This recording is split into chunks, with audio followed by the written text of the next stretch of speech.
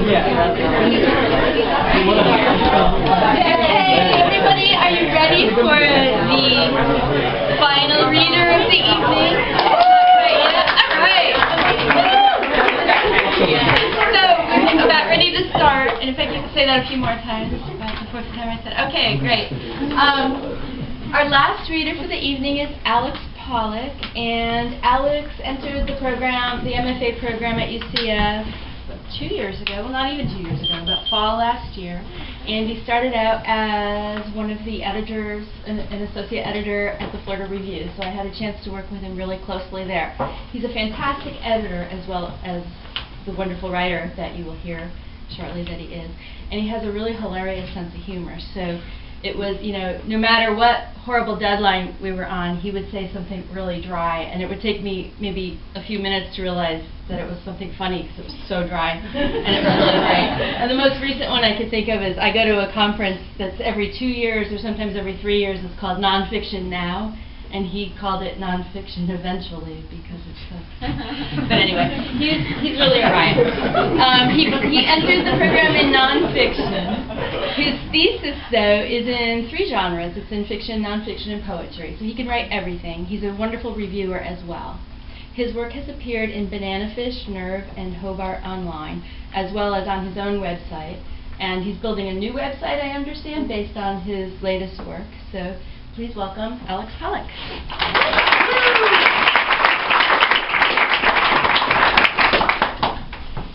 Thank you, Jocelyn, for the generous introduction. Today I'm going to be reading a personal essay.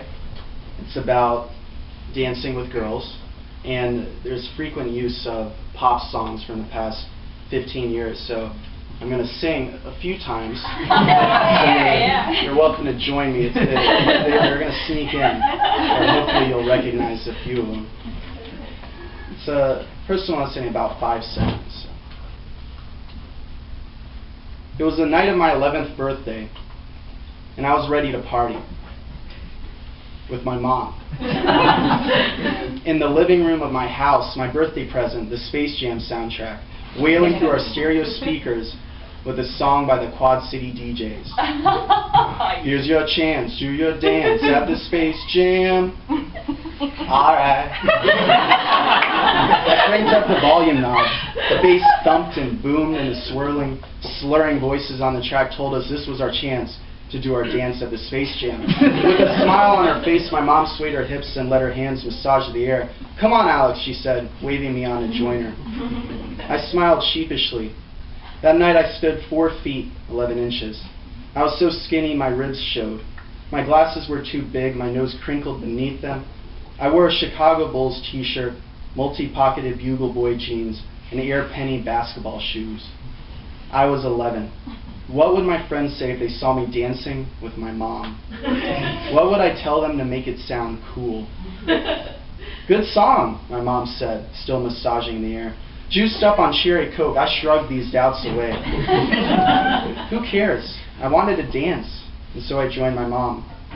On the parquet floor of our living room, my mom and I sweated all the way through the Space Jam soundtrack. I had my dance. I would stand still and straight, then jump, left leg crossing right. Jump, right leg crossing left, jump, crisscross, over and over, faster and faster. Then I'd do the hammer. Then jump, crisscross, hammer, and then a 360-degree spin. My heart pumped, my feet kept moving. This was my dance. More cross and crisscross, more hammer, more spins. I wasn't even thinking about what my friends, what they'd say. I was just dancing with my mom on my 11th birthday. I was kind of unstoppable. I rewound the tape and played it again. A few months later, it was springtime. A Friday night at the Pickering Community Center. DJ Steve's tabletop spraying rainbow-colored lights, and Right Said Fred's I'm Too Sexy blasting in stereo. This was the 5th grade dance, where girls with messy hair whispered into each other's ears, and guys in Umbro shorts and neon t-shirts jabbed straws into the bottoms of Capri Suns. A few parents scattered in the back of the linoleum-floored room were watching, pointing, and smiling. They were the ones having fun.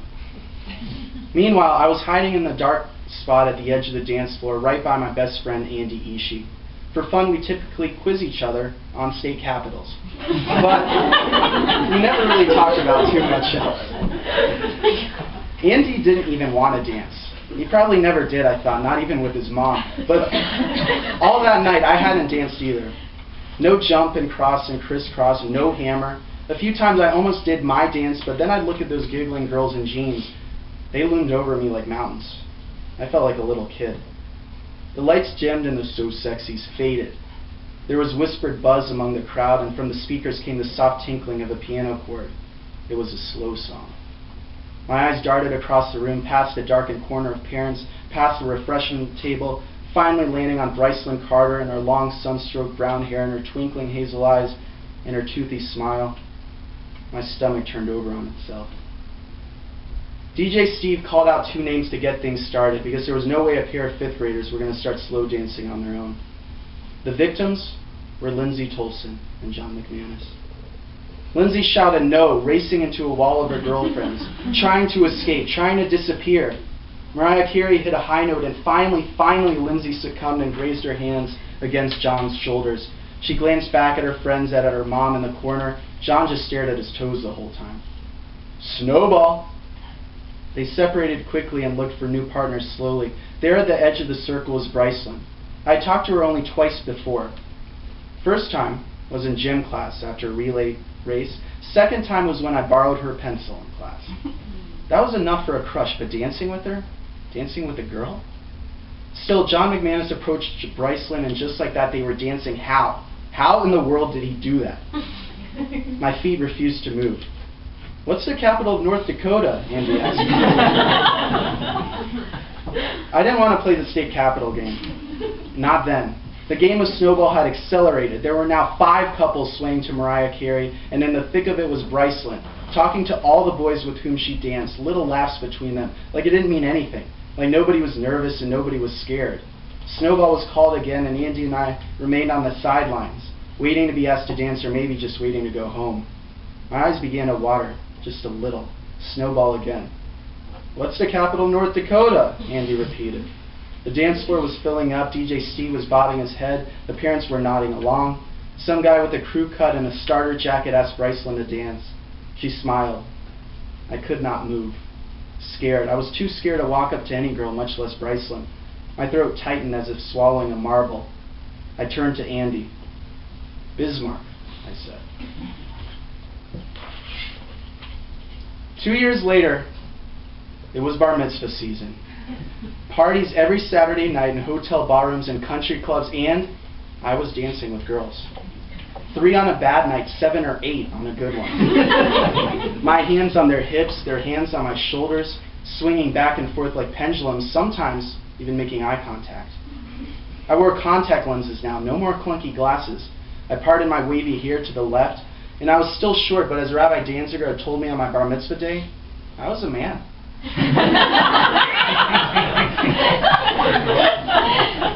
Kim Freeman's bar mitzvah party was held in a wood-paneled ballroom on a Saturday night in late January. There was a huge projection screen in front.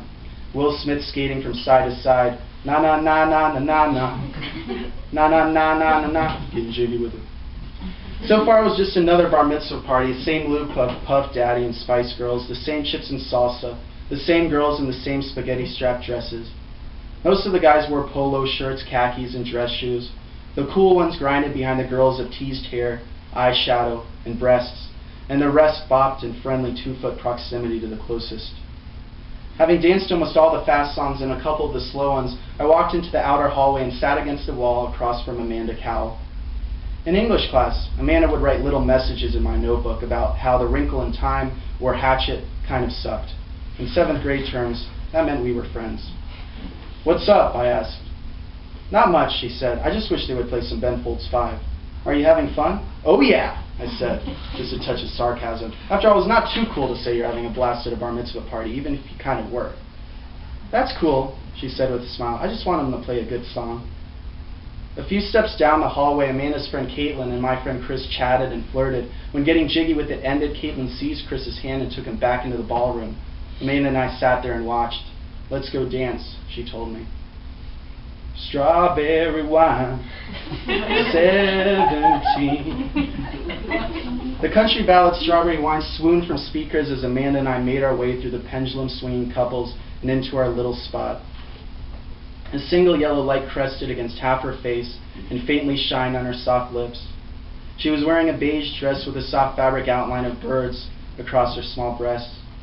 It was the usual bar mitzvah slow dance until I inched closer, my hands resting a little more firmly against her hips. She followed suit, her hands smoothly moving past my shoulders and landing on my back. Did she really just do that? There were more sad guitars from the speakers. Amanda wasn't tall, but to me she was a giant. On my tiptoes, I could only reach her neckline. Cautiously, my sweaty hands wrapped around the small of her back. Slowly, we pulled each other closer. I could smell her perfume, something fruity. Strawberry, maybe? Was this happening? I snuck a look up at her face, and her eyes went everywhere but at me. I know we had a few scribbled notes in English class, but boyfriend and girlfriend? The song changed, and now my face was at the outline of the bird's beak on her breast. I should ask her out to a movie, I thought. That Spice Girls movie, Spice World, that was PG-13. It looked bad, but I could buy her popcorn. At my side, I saw Chris and Caitlin. Their bodies close to one another, but not as close as Amanda's and mine. We were so close and so sweaty, but we didn't care, or at least I didn't. What was she thinking? Did she like me like that? This had gone way beyond pendulums. Suddenly, the main light sprang on with a fast rap song, and after a few fleeting moments, we backed away from each other, distant smiles as if we had just woken from a dream. Across the dance floor, I searched for Chris, wanting to tell him about Amanda, to ask him about Caitlin. Was this the night we'd finally get girlfriends? To the back of the ballroom I looked, and there, standing right there, was my mom. My mom. She had her purse by her side, and she was waiting for me. I couldn't approach Amanda now, not with these lights so bright, not with my mom watching me in the audience. It was over. It was all over. Did you have fun? My mom asked as I approached her. Yeah, I said. Sure enough, the dance floor was emptying. Again on the projection screen appeared Will Smith in his pink shirt and leather jacket, another round of getting jiggy. Are you ready to go, Alex? I looked back at the floor, but there was no sign of Amanda. Maybe she was in the bathroom gossiping to Caitlin about what happened or what hadn't. Or maybe she realized when the bright lights came on, we couldn't have each other anymore. I didn't know. Maybe I didn't want to find out. Maybe. Yeah, I'm ready, I said. My mom gave me a kiss on the cheek.